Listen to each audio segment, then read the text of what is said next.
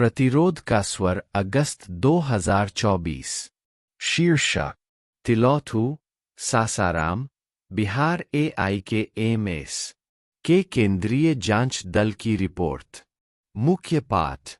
तिलौथू, सासाराम, बिहार में 30 जून 2024 को जमीन की मांग को लेकर संघर्षरत गरीबों पर इलाके के सामंत के लठैतों द्वारा लाठियों से हमले की अखिल भारतीय किसान मजदूर सभा ने जांच की।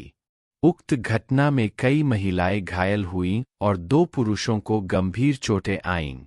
जांच AIKMS के उपाध्यक्ष सुशांतो झा एवं महासचिव आशीष मित्तल के नेतृत्व में 2 सदस्यीय AIKMS जांच दल ने स्थानीय सासाराम AIKMS नेताओं अयोध्या प्रसाद, सुरेंद्र सिंह और लोक संघर्ष मोर्चा के संयोजक सुनील कुमार वर्मा के साथ 18 जुलाई को तिलौथू और भद्रा का दौरा किया। टीम ने तिलौथू में लगभग 60 निवासियों से बातचीत की, जिनमें से ज्यादातर 7 पड़ोसी गांवों से थे और ज्यादातर महिलाएं थीं। टीम को तिलौथू में पूछताछ के दौरान यह जानकारी मिली कि प्रत्यक्ष ब्रिटिश शासन की समाप्ति के 70 साल बीत जाने के बावजूद बिहार के इस पिछड़े इलाके में गरीबों से कर वसूलने के जमींदारी राजस्व अधिकार अभी भी जारी है। यद्यपि तिलौथू लगभग 2000 दुकानों का एक पूर्ण बाजार है, जिसमें 4 लेन राजमार्ग गुजरता है, दुकानों में बिजली कनेक्शन है, पूरी जमीन अभी भी ग्राम पंचायतों का हिस्सा है और अब तक कोई बाजार क्षेत्र का भूमि बंदोबस्त नहीं किया गया है। इस बाजार क्षेत्र में एक पुलिस स्टेशन और तिलौथू का एक प्रखंड विकास कार्यालय है और ये दशकों से अस्तित्व में है। फिर भी बाजार क्षेत्र की जमीन की बंदोबस्ती दुकानदारों के नाम पर नहीं की गई है। यह क्षेत्र तिलौथू एस्टेट के मालिक, पूर्व जमींदार स्वर्गीय राधा प्रसाद सिन्हा के एक शक्तिशाली स्थानीय परिवार की तीसरी पीढ़ी के वंशजों द्वारा राजनीतिक रूप से और राजस्व मामलों के लिए नियंत्रित किया जाता है। स्थानीय और राज्य सरकार तक प्रशासन और पुलिस से उनके गहरे संबंध है। वे ही दुकानों से किराए के रूप में राजस्व वसूलते हैं। जिस जमीन पर दुकानें हैं, उसकी बिक्री के नाम पर वे हर कुछ वर्षों में दुकानदारों को भारी रकम देने के लिए भी मजबूर करते हैं, लेकिन बिक्री नहीं की जाती है। कई बार वे जबरन मांगी गई रकम वसूलने के लिए दुकानदारों का सामान बाहर फेंक चुके हैं, लेकिन कभी भी पुलिस या प्रशासन ने उन पर लगाम नहीं लगाई।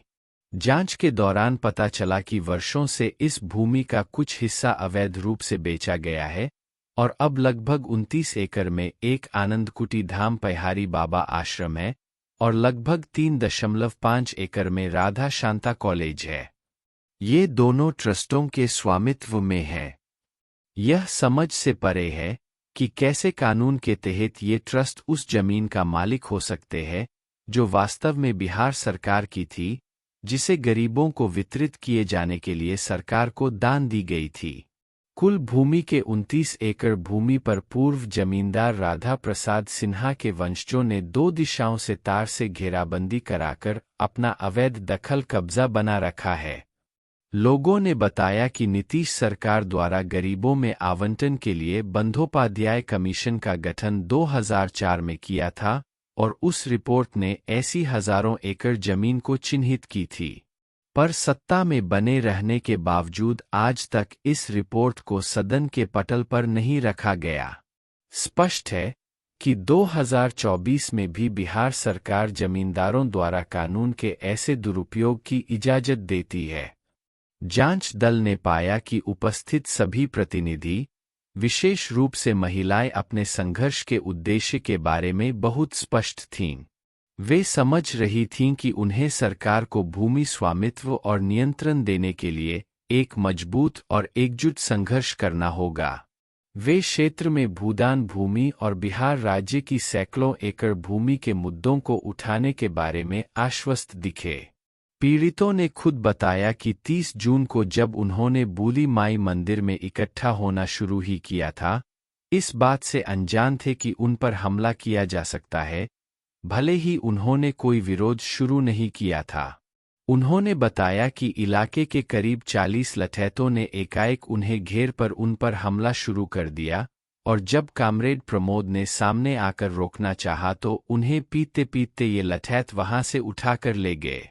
ये सभी लठैत पास के जमीन वाले यादव बिरादरी के लोग हैं, जो तिलौथू एस्टेट के भूमाफियाओं, पूर्व जमींदार राधा प्रसाद सिन्हा के पुत्रों के साथ कई गैरकानूनी धंधों में संलिप्त है। इलाके में जो भी गिट्टी, बालू, जमीन व शराब बिक्री के धंधे होते हैं, इन सब में उनकी मिलीभगत है। इलाके में होने वाली अन्य आपराधिक घटनाओं में भी इन अपराधियों की संलिप्तता रहती है। इनमें मुख्य रूप से सुदामा यादव व उनके पुत्र तथा रामलोचन यादव ने हमले का नेतृत्व किया और इन्हीं के द्वारा दिए गए गरीबों के नामों को पुलिस ने रिपोर्ट में आरोपित बनाया। जब प्रतिनिधिमंडल एडीएम रोहतास से मिला तो सासाराम रोहतास प्रशासन इन जमीनों की बंदोबस्ती नहीं होने के संबंध में कोई स्पष्टीकरण नहीं दे सका। उनसे अनुरोध किया गया कि गरीब किसानों की नामित एफआईआर के अनुसार आरोपी गुंडों की गिरफ्तारी की जाए। हालांकि यह पहली बार है कि किसी दबंग परिवार के सदस्यों के खिलाफ एफआईआर दर्ज की गई है। उक्त एफआईआर संख्या 184/24 को कमजोर करने के लिए पुलिस ने किसानों और नेताओं के खिलाफ 3 एफआईआर दर्ज की है, जिनमें से एक सीओ द्वारा दर्ज की गई है, एक थानाध्यक्ष और एक अन्य व्यक्ति द्वारा दर्ज की गई है। ये सभी पीड़ितों की एफआईआर के पहले पंजीकृत की गईं। इनकी संख्या 180, 181 और 182/2024 है। बाद में टीम लगभग 30 किलोमीटर दूर भदारा गांव गई। यहाँ 8 साल पहले गांव के गरीबों ने बिहार सरकार की 750 एकड़ जमीन में से 55 एकड़ जमीन पर कब्जा कर लिया था, जिस पर स्थानीय जमींदार खेती करवा रहे थे। बिहार सरकार ने हाल ही में कुछ मालिकों के नाम पर पंजीकृत इन जमीनों के स्वामित्व को अवैध रूप से स्थानांतरित करने का कदम उठाया है। किसान न केवल अपनी भूमि की रक्षा के लिए बल्कि कृषि को अधिक व्यावहारिक बनाने के लिए सिंचाई परियोजना शुरू करने के लिए भी संघर्ष करने के लिए दृढ़ है। एआईकेएमएस जांच दल ने मांग की है कि 1. तिलौथू की सारी भूदान की जमीन और इलाके में बिहार सरकार की जमीनों को गरीबों और भूमिहीनों के नाम बंदोबस्त कर दखल कब्जा दिया जाए। 2. पहाड़ी बाबा आश्रम और राधा शांता कॉलेज की जमीन की ट्रस्ट को रद्द करके जमीन गरीबों के नाम आवंटित की जाए। इन ट्रस्टों के निर्माण की जांच की जाए और दोषी अफसरों को सजा दी जाए। 3. तिलौथू बाजार की सभी दुकानों को दुकानों के मालिकों के नाम बंदोबस्त किया जाए एवं अवैध वसूली रोकी जाए। इलाके को नगर पंचायत दर्ज कर सभी सुविधाएं दी जाएं।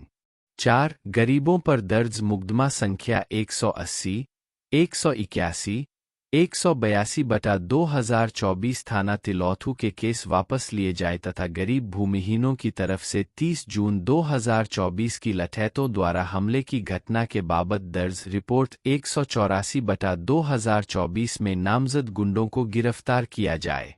5. भदारा क्षेत्र की 750 एकड़ भूमि की नाप कराकर इलाके के गरीबों में आवंटित की जाए और सिंचाई विभाग द्वारा योजना बनाकर इलाके में सिंचाई की व्यवस्था की जाए।